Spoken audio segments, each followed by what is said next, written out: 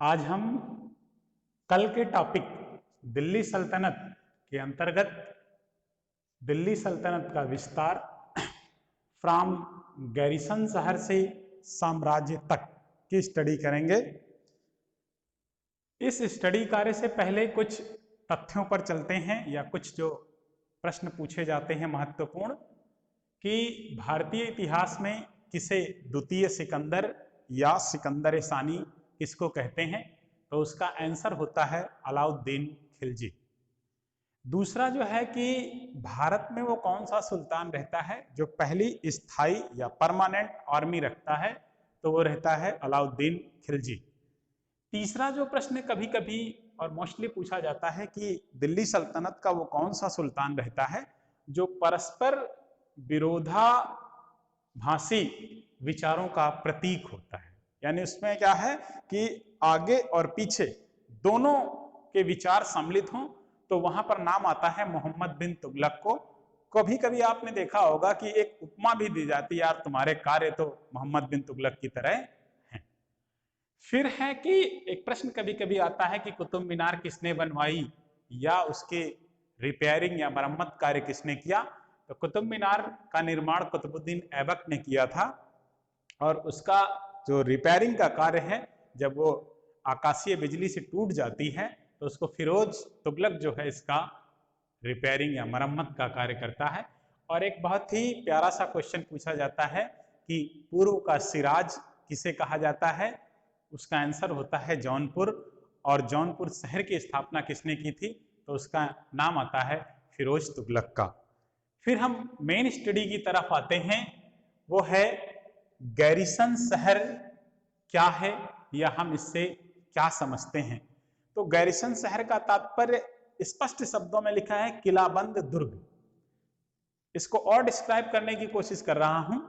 जब विदेशी आक्रमणकारी 1206 में हमारे यहां आते हैं तो वो जीतते हैं, और जीतने के फलस्वरूप क्योंकि वो आम जनता से घुले मिले नहीं रहते हैं, इसलिए अपनी सुरक्षा के लिए किलों में रहते थे, छावनी में रहते थे। ऐसे प्लेस को गैरिसन शहर या किलाबंद दुर्ग के नाम से जाना जाता है। फिर आता है भीतरी प्रदेश किसको कहते हैं। आपके टेक्स्ट बुक में स्पष्ट रूप से लिखा है गैरिसन के अलावा नगरीय, शहरी, ग्रामीण क्षेत्र ऐसा जहां पर उत्पादन की प्रक्रिया, कृषि की प्रक्रिया या आदमियों का आवास होता हो, हम उसे क्या कहते हैं, भीतरी प्रदेश के नाम से जानते हैं। वहीं अब मेन प्रश्न पर आते हैं विस्तार। जो विदेशी आक्रमणकारी हमारे यहां आए, कुतुबुद्दीन ऐबक, बलबन, इल्तुतमिश, अलाउद्दीन खिलजी, मोहम्मद बिन तुगलक, उन्होंने क्या किया कि गैरिसन शहर से विस्तार किया। और विस्तार करके क्या है, किसका निर्माण किया, साम्राज्य का निर्माण किया, यानी दिल्ली सल्तनत का निर्माण किया। इसमें 3 सुल्तानों की महत्वपूर्ण भूमिका रहती है। एक जो रहता है वो बलबन गयासुद्दीन बलबन रहता है। ये जो है गुलाम वंश का शासक रहता है, अंतिम गुलाम वंश का सबसे महत्वपूर्ण शासक रहता है। इसने राज्य विस्तार के लिए क्या है, दीवाने अर्ज नाम के विभाग की स्थापना करता है। दीवाने अर्ज का मतलब सेना से संबंधित है, सैनिक कार्यवाहियों से संबंधित है, और जिसका जो मुखिया होता है आरिज ए मुमालिक या अर्ज ए मुमालिक के नाम से जाना जाता है, यानी सेनापति के नाम से जाना जाता है। और अपनी सीमाओं को सुरक्षित करने के लिए, किससे, मंगोलों के आक्रमण से सीमाओं की सुरक्षा करने के लिए इसने क्या है, दुर्ग की स्थापना की। और उस दुर्ग में देखेंगे सीरी का दुर्ग आता है, फेमस रहता है। दूसरी चीज क्या है कि बार बार दिल्ली सल्तनत में विद्रोह होते थे। मतलब यह है कि अगर सम्राट दिल्ली में है और दिल्ली से क्या है यहाँ पंजाब पर या सिंध पर, और इधर क्या है बंगाल पर, वो यहां से इसको विजय करता था, तो ये क्या है, विद्रोह कर देते थे पंजाब या सिंध के। यानी दिल्ली से सिंध पर और दिल्ली से बेंगलोर पर या बंगाल पर नियंत्रण रखना कठिन होता था, क्योंकि उस समय घुड़सवार या घोड़ा ही एक सबसे तीव्र गति का साधन होता था। तो जैसे ही सुल्तान कमजोर होता था, उसके सिपासालार, उसके सेनापति विद्रोह करते थे। इस विद्रोह से दबाने के लिए उसने क्या है अपने सरदारों पर कठोर नियंत्रण रखा। साथ ही क्या है फारस की परंपराओं को क्या है सिजदा और पैबोस यानी घुटने के बल झुकना और क्या है अपने सुल्तान के पैरों का चुंबन करना या उसको क्या है एक प्रकार से आलिंगन करना, इन प्रथाओं को उसने लागू किया कि सरदार मुझसे डरें। वो एकांत में रहता था, हमेशा गंभीर रहता था। नेक्स्ट आगे की ओर बढ़ते हैं। दिल्ली सल्तनत का सबसे ज्यादा विस्तार अगर किसी ने किया तो अलाउद्दीन खिलजी ने किया। इस विस्तार के लिए क्या है उसने एक परमानेंट आर्मी रखी, स्थायी सेना रखी। स्थायी सेना का आशय क्या है, अभी तक जो सेनाएं होती थी वो क्या है सामंतों के अधीन होती थी। कहने का आशय यह है कि भूमि का टुकड़ा दे दिया जाता था एक सरदार को और उस भूमि की टुकड़े से होने वाली आय से सेना तैयार की जाती थी। वो इक्तेदारों पर निर्भर होती थी सेना।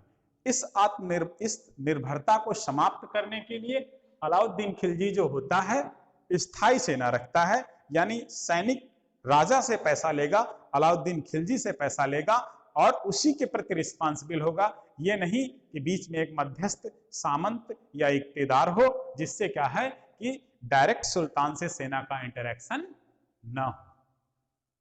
दूसरा क्या किया उसने अपने राज्य में क्या है पूर्ण नशाबंदी, यानी उसके जो सरदार थे, सामंत थे, इक्तेदार थे, मुक्ता थे, ये सब क्या है शराब पी करके विद्रोह करने की कोशिश प्लानिंग करते थे। इसलिए अलाउद्दीन खिलजी ने क्या है अपने राज्य में पूर्ण नशाबंदी लागू करता है और सैनिकों को वेतन क्या है देता है, डायरेक्ट वेतन देता है, ये नहीं कि अनाज दे। पहले क्या है अनाज दिया जाता था, सैनिकों को एक फिक्स मात्रा में वेतन दिया जाता था और बाजार व्यवस्था अलाउद्दीन खिलजी ने क्या है लागू किया था, जिसमें क्या है कि कभी भी अनाज के या वस्तुओं के या जानवरों के दाम तब तक नहीं बढ़ते थे जब तक कि सुल्तान उस पर फैसला नहीं लेता था। यानी वो सैनिकों को इतनी सीमित मात्रा में धनराशि देता था कि आसानी से उस धनराशि में सैनिक अपना जीवन यापन और अपने परिवार का जीवन यापन कर सके।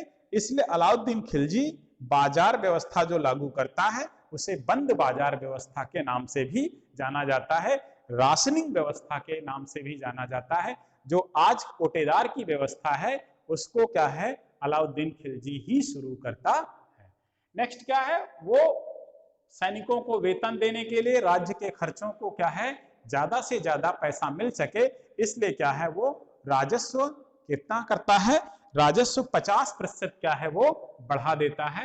यानी फसल के उगाने में राज्य की भूमिका 50% वो ले लेता है और मंगोलों को रोकने के लिए क्या है बहुत सारे प्रयास करते हैं, दुर्ग का निर्माण करता है, सैनिकों को प्रशिक्षित करता है। नेक्स्ट मुख्य भूमिका विस्तार में रहती है मोहम्मद बिन तुगलक की। तुगलक वंश का मुख्य शासक रहता है, ये भी अलाउद्दीन खिलजी के नक्शे कदम पर चलता है। राजस्व जो है उपज का 50% लेता है और क्या है ये मंगोलों की समस्याओं को समाप्त करने के लिए क्या है ट्रांस अक्सियाना तक या अन्य देशों पर भी क्या है आक्रमण की योजना बनाता है, लेकिन क्या है वो इसमें असफल रहता है। तो अगर कोई पूछता है कि मुख्य भूमिका किसकी रहती है दिल्ली साम्राज्य के विस्तार में, तो बलबन रहता है, अलाउद्दीन खिलजी रहता है और मोहम्मद बिन तुगलक रहता है। बच्चों आज बस इतना, नेक्स्ट कल। धन्यवाद।